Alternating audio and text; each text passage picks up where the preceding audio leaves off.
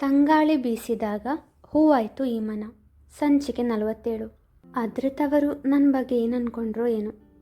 ಅವರ ಮಗಳ ಮನಸ್ಸನ್ನು ನೋಯಿಸಿದ್ದಕ್ಕೆ ಅವರು ನನ್ನನ್ನು ಕ್ಷಮಿಸ್ತಾರಾ?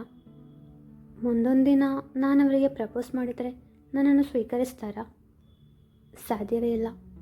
ಅವರಿಗೆ ಮಗಳು ಅಂದರೆ ತುಂಬ ಪ್ರೀತಿ.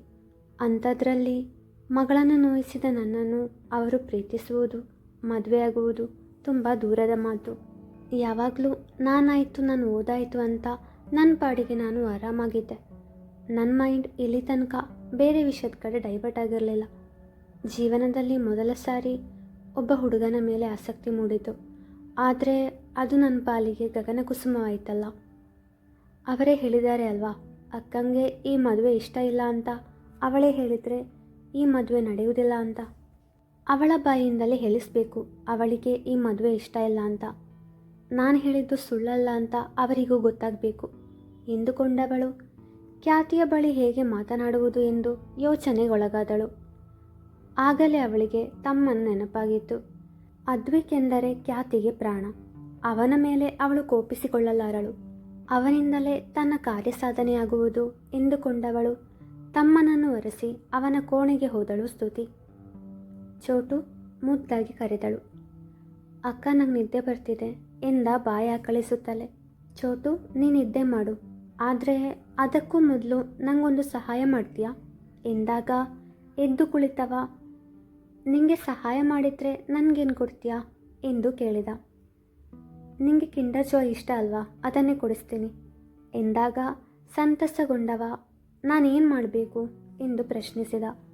ಅದು ನೀನು ಪಾಪು ಅಕ್ಕನ ಬಳಿ ಹೋಗಿ, ಅಕ್ಕ ನಿಂಗೆ ಜೂನಿಯರ್ ಪಾಪು ಅಂದರೆ ಇಷ್ಟ ಅಲ್ವಾ, ನಿನ್ನ ಮದುವೆ ಆದಮೇಲೆ ನೀನು ಈ ಮನೆ ಬಿಟ್ಟು ಅಲ್ಲಿ ಅವಳ ಜೊತೆ ಇರ್ತೀಯಂತೆ, ಹಾಗಾದರೆ ನಿಂಗೆ ಈ ಮದುವೆ ಇಷ್ಟನಾ ಅಂತ ಕೇಳ್ತೀಯಾ ಎಂದಾಗ ಬೇಡಪ್ಪ, ನಾನು ಕೇಳಲ್ಲ ಎಂದ.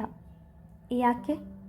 ಅದು ಅವತ್ತು ನೀನು ಜೂನಿಯರ್ ಪಾಪವನ್ನು ಕೂಡಿ ಹಾಕಿದ್ದು ಅದೇ ವಿಷಯಕ್ಕೆ ಅಲ್ವಾ ಎಂದ. ಹೌದು, ನಾನು ತಪ್ಪು ಮಾಡಿದೆ ಚೋಟು.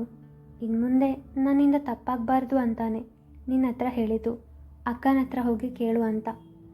ನನ್ನ ಜೊತೆ ಮಾತಾಡ್ತಿಲ್ಲ ಅವಳು, ಇಲ್ಲಾಂದರೆ ನಾನೇ ಕೇಳ್ತಿದ್ದೆ ಎಂದವಳೆ. ಪ್ಲೀಸ್ ಕಣೋ ಚೋಟು, ಒಂದು ಸಾರಿ ಅಕ್ಕನ ಬಳಿ ಕೇಳು, ನಿಂಗೆ ಬೇಕಾದರೆ 2 ಕಿಂಡರ್ ಜಾಯ್ ಕೊಡಿಸ್ತೀನಿ ಎಂದಾಗ ಸರಿ ಎಂದ. ಖ್ಯಾತಿ ಯುಕುಲೇಲೆ ನುಡಿಸುತ್ತಾ ಹಾಡುವ ಪ್ರಯತ್ನ ಮಾಡುತ್ತಿದ್ದಳು. ಅದೇ ವೇಳೆಗೆ ಬಂದ ಅದ್ವಿಕ್, ಪಾಪು ಅಕ್ಕ ಎಂದ ಮುದ್ದಾಗಿ. ಹೇಳಪ್ಪ ನನ್ನ ಮುದ್ದು ರಾಜ್ಕುಮಾರ, ನಿದ್ದೆ ಬಂದಿಲ್ವಾ ಎಂದಾಗ ಪಾಪು ಅಕ್ಕ ಅದು ಎಂದವ ಸ್ತುತಿ ಹೇಳಿಕೊಟ್ಟದನ್ನು ನೆನಪಿಸಿಕೊಳ್ಳುತ್ತಾ, ನಿಂಗೆ ಜೂನಿಯರ್ ಪಾಪು ಅಂದರೆ ಇಷ್ಟ ಅಲ್ವಾ, ನಿನ್ನ ಮದುವೆ ಆದಮೇಲೆ ನೀನು ಈ ಮನೆ ಬಿಟ್ಟು ಅಲ್ಲಿ ಅವಳ ಜೊತೆ ಇರ್ತೀಯಂತೆ, ಹಾಗಾದರೆ ನಿಂಗೆ ಈ ಮದುವೆ ಇಷ್ಟನಾ ಎಂದು ಪ್ರಶ್ನಿಸಿಯೇ ಬಿಟ್ಟ. ಈಗ್ಯಾಕೆ ಈ ಪ್ರಶ್ನೆ ಎಂದು ಹುಬ್ಬೇರಿಸಿದಳು. ಅದು ಅಜ್ಜಿ ತಾತ ಮಾತನಾಡ್ತಿದ್ರು, ನೀನು ಮದುವೆ ಫಿಕ್ಸ್ ಆದಾಗಿನಿಂದ ಖುಷಿಯಾಗಿಲ್ಲ ಅಂತ. ಖ್ಯಾತಿ ಏನಾದರೂ ಪ್ರಶ್ನಿಸಿದರೆ ಹೀಗೆ ಹೇಳಬೇಕೆಂದು ಸ್ತುತಿಯೇ ಹೇಳಿಕೊಟ್ಟಿದ್ದಳು. ಹಾಗೇನಿಲ್ಲ ಚೋಟು, ನಾನು ಖುಷಿಯಾಗಿದ್ದೀನಿ, ಈ ಮದುವೆಗೆ ಸಂಪೂರ್ಣವಾಗಿ ಒಪ್ಪಿದ್ದೀನಿ ಎಂದಳು ಅವನ ಕೂದಲಲ್ಲಿ ಕೈಯಾಡಿಸಿ. ಅಕ್ಕ, ನನ್ನ ಹೇರ್ ಸ್ಟೈಲ್ ಹಾಳಾಗುತ್ತೆ ಎಂದ ಮುಖವೂದಿಸಿ. ಸಾರಿ ನನ್ನ ಪುಟ್ಟರಾಜ್ಕುಮಾರ, ಈ ಪುಟ್ಟ ತಲೆಯಲ್ಲಿ ಏನೇನೋ ಯೋಚನೆ ಮಾಡಬೇಡ, ಹೋಗಿ ಮಲ್ಗು, ನಾಳೆ ಸ್ಕೂಲ್ ಇದೆ ಅಲ್ವಾ ಎಂದಾಗ ಗುಡ್ ನೈಟ್ ಎಂದು ಅವಳ ಕೆನ್ನೆಗೆ ಮುತ್ತಿಟ್ಟವ ಸ್ತುತಿಯ ಬಳಿಗೆ ಓಡಿದ. ಅವನ ದಾರಿಯನ್ನೇ ಕಾಯುತ್ತಿದ್ದಳು ಸ್ತುತಿ. ಚೋಟು, ಹೋದ ವಿಷಯ ಏನಾಯಿತು ಎಂದು ಕೇಳಿದಾಗ ಅವಳ ಮೊಬೈಲನ್ನು ಅವಳ ಕೈಗಿಟ್ಟವ ನಾಳೆ 2 ಕಿಂಡರ್ ಜಾಯ್ ಕೊಡಿಸು, ಮರಿಬೇಡ ಎಂದು ತನ್ನ ಕೋಣೆಗೆ ಓಡಿದ. ಸ್ತುತಿ ಅವನನ್ನು ಖ್ಯಾತಿಯ ಕೋಣೆಗೆ ಕಳುಹಿಸುವಾಗ ತನ್ನ ಮೊಬೈಲ್ ರೆಕಾರ್ಡರ್ ಆನ್ ಮಾಡಿ ಅವನ ಕೈಗೆ ಕೊಟ್ಟಿದ್ದಳು. ಖ್ಯಾತಿ ಮದುವೆ ಇಷ್ಟ ಇಲ್ಲ ಎಂದು ಹೇಳಿದ್ದಾಳೆ ಎಂಬುದಕ್ಕೆ ಸಾಕ್ಷಿ ಬೇಕಲ್ಲವೇ ಎಂದು. ರೆಕಾರ್ಡ್ ಮಾಡಿದ ಆಡಿಯೋ ಕೇಳಿದವಳಿಗೆ ತನ್ನ ಪ್ರಯತ್ನ ವಿಫಲವಾಯಿತು ಎಂಬ ಅರಿವಾಯಿತು. ಅವಳು ಸ್ನೇಹಳಿಗೆ ಕರೆ ಮಾಡಿ ನಡೆದ ವಿಷಯವನ್ನು ವಿವರಿಸಿದಳು. ಸ್ತುತಿ, ಇನ್ನೂ ಏನೋ ಪ್ಲ್ಯಾನ್ ಮಾಡಿ ಎಲ್ಲರ ಕಣ್ಣಲ್ಲೂ ಕೆಟ್ಟವಳಾಗಬೇಡ ಕಣೆ, ನೀನು ತುಂಬ ಒಳ್ಳೆಯವಳು. ನನ್ನ ಫ್ರೆಂಡ್ ಯಾವತ್ತೂ ಯಾರಿಗೂ ನೋವು ಕೊಡಲ್ಲ ಅಂತ ನನ್ನ ನಂಬಿಕೆ. ಆ ನಂಬಿಕೆನ ಉಳಿಸು. ನೀನು ಅದ್ರತ್ರವರಿಗೆ ಪ್ರಪೋಸ್ ಮಾಡಿದ್ರು ಅವರು ನಿನ್ನನ್ನು ಸ್ವೀಕರಿಸುವುದಿಲ್ಲ, ಅದು ನಿನಗೂ ಗೊತ್ತು. ನಿನ್ನ ಅಕ್ಕನಿಗೆ ಮೊದಲು ಈ ಮದುವೆ ಇಷ್ಟವಿಲ್ಲದೆ ಇರಬಹುದು, ಆದರೆ ಈಗ ಎಲ್ಲ ಬದಲಾಗಿರಬಹುದು ಅಲ್ವಾ? ನನ್ನ ಅಜ್ಜಿ ಹೇಳ್ತಾ ಇದ್ರು, ಯಾರು ಯಾರನ್ನು ಸೇರಬೇಕು ಅಂತ ಭಗವಂತ ಮೊದಲೇ ನಿರ್ಧಾರ ಮಾಡಿರ್ತಾನೆ. ನಾವೇನೇ ಮಾಡಿದರೂ ಆ ವಿಧಿಯನ್ನು ಬದಲಾಯಿಸಲು ಆಗದು. ನಿಮ್ಮ ಅಕ್ಕ ಹಾಗೂ ಭಾವ ಒಂದಾಗಬೇಕು ಎಂದು ಆ ಭಗವಂತನೇ ನಿರ್ಧರಿಸಿರುವಾಗ ನೀನು ಅವರ ನಡುವೆ ಹೋಗಬೇಡ.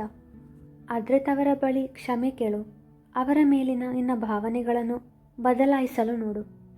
ಅವರು ನಿನ್ನವರಲ್ಲ, ನಿನ್ನ ಅಕ್ಕನ ಸ್ವತ್ತು ಎಂದು ಸ್ತುತಿಗೆ ಅರ್ಥವಾಗುವ ರೀತಿಯಲ್ಲಿ ತಿಳಿಸಿ ಹೇಳಿದ ಸ್ನೇಹ ಕರೆ ಸ್ಥಗಿತಗೊಳಿಸಿದಳು. ಗೆಳತಿ ಇನ್ನು ಮುಂದೆ ತಪ್ಪು ದಾರಿ ಹಿಡಿಯುವುದಿಲ್ಲ ಎಂಬ ನಂಬಿಕೆ ಇತ್ತು ಅವಳಿಗೆ. ಸ್ನೇಹ ಹೇಳಿದ್ದು ಸರಿ, ಅವರ ಮೇಲಿನ ನನ್ನ ಭಾವನೆಗಳು ಬದಲಾಗಬೇಕು.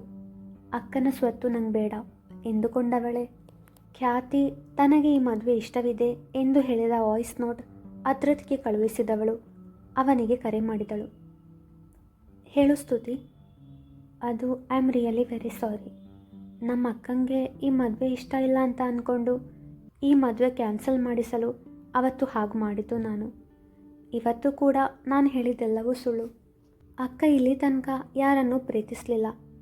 ಆಗಲೇ ತೋರಿಸಿದ ಆ ಫೋಟೋ, ಅದರಲ್ಲಿರುವ ವ್ಯಕ್ತಿ ಯಾರೋ ಏನು, ಆದರೆ ಅವರು ಅಕ್ಕನ ಲವ್ವರ್ ಅಲ್ಲ, ಅದಂತೂ 100% ನಿಜ. ಮದುವೆ ಕ್ಯಾನ್ಸಲ್ ಮಾಡಿಸಲು ಅವರಿಬ್ಬರು ಮಾತಾಡುವಾಗ ನಾನೇ ಫೋಟೋ ತೆಗೆದೆ, ಯೂಸ್ ಆಗ್ಬೋದು ಅಂತ. ಅಕ್ಕ ಈ ಮದುವೆಗೆ ಮನಸ್ಫೂರ್ತಿಯಾಗಿ ಸಮ್ಮತಿಸಿದ್ದಾಳೆ. ಇನ್ಮೇಲೆ ನನ್ನಿಂದ ಯಾವುದೇ ತಪ್ಪಾಗಲ್ಲ. ಹಾಗೆ ಆ ಫೋಟೋ ವಿಷಯಕ್ಕೆ ಅಕ್ಕನ ಮೇಲೆ ಅನುಮಾನ ಪಡಬೇಡಿ. ಮದುವೆ ಆದಮೇಲೆ ಅವಳನ್ನು ಚೆನ್ನಾಗಿ ನೋಡ್ಕೊಳ್ಳಿ. ದಯವಿಟ್ಟು ನನ್ನೆಲ್ಲ ತಪ್ಪಿಗೂ ನನ್ನನ್ನು ಕ್ಷಮಿಸಿ ಪ್ಲೀಸ್ ಎಂದಳು ಇಳಿದ ದನಿಯಲ್ಲಿ. ನಿನಗೆ ನಿನ್ನ ತಪ್ಪು ಅರ್ಥ ಆಯ್ತಲ್ಲ, ಅಷ್ಟು ಸಾಕು. ಹಾಗೆ ಇನ್ನು ಮುಂದೆ ಯಾವತ್ತೂ ಯಾವುದೇ ಹೆಣ್ಮಕ್ಕಳ ಬಗ್ಗೆ ಹಾಗೆಲ್ಲ ಮಾತಾಡಬೇಡ. ನೀನು ಆಗಲೇ ಆ ಫೋಟೋ ತೋರಿಸಿ ಖ್ಯಾತಿ ಬಗ್ಗೆ ನನ್ನ ಬಳಿ ಹೇಳಿದ ಹಾಗೆ ಬೇರೆ ಯಾರ ಬಳಿ ಆದರೂ ಹೇಳಿದಿದ್ರೆ, ಒಬ್ಬನನ್ನು ಪ್ರೀತಿಸಿ ಮೋಸ ಮಾಡಿ ಇನ್ನೊಬ್ಬನನ್ನು ಮದುವೆ ಆಗ್ತಿದ್ದಾಳೆ ಅಂತ ಅವಳ ನಡತೆ ಬಗ್ಗೆ ಮಾತಾಡ್ತಿದ್ರು ಜನರು. ಸೊ ಪ್ಲೀಸ್ ಆ ತಪ್ಪನ್ನು ಮತ್ತೊಮ್ಮೆ ಮಾಡಬೇಡ ಎಂದು ತಿಳಿ ಹೇಳಿದ. ಸರಿ, ಇನ್ಯಾವತ್ತೂ ಹೀಗೆ ಮಾಡಲ್ಲ, ಪ್ರಾಮಿಸ್ ಎಂದವಳೆ. ನಾನು ನಿಮ್ಮನ್ನೊಂದು ಪ್ರಶ್ನೆ ಕೇಳಲ್ಲ ಎಂದಳು. ಕೇಳು. ನೀವು ಅಕ್ಕನನ್ನು ತುಂಬ ನಂಬ್ತೀರಿ, ಹಾಗೆ ಅವಳನ್ನು ಚೆನ್ನಾಗಿ ಅರ್ಥ ಮಾಡ್ಕೊಂಡಿದ್ದೀರಿ. ನನಗೆ ಗೊತ್ತಿರೋ ಪ್ರಕಾರ ನೀವಿಬ್ಬರು ಸರಿಯಾಗಿ ಮುಖ ಕೊಟ್ಟು ಮಾತಾಡಿದ್ದು ಕೂಡ ಇಲ್ಲ. ಮತ್ತು ಹೇಗೆ? ನಿಮಗೆ ನಮ್ಮ ಅಕ್ಕ ಮೊದಲೇ ಗೊತ್ತಾ? ಪ್ರಶ್ನಿಸಿದಳು. ಅವನು ಪಾರ್ಕಿನಲ್ಲಿ ಖ್ಯಾತಿಯ ಪರವಾಗಿ ಮಾತನಾಡಿದ್ದನಲ್ಲವೇ? ಅವನ ಮಾತಿನಲ್ಲಿ ಅವಳ ಮೇಲಿನ ಪ್ರೀತಿ, ನಂಬಿಕೆ ಸ್ಪಷ್ಟವಾಗಿ ತಿಳಿಯುತ್ತಿತ್ತು.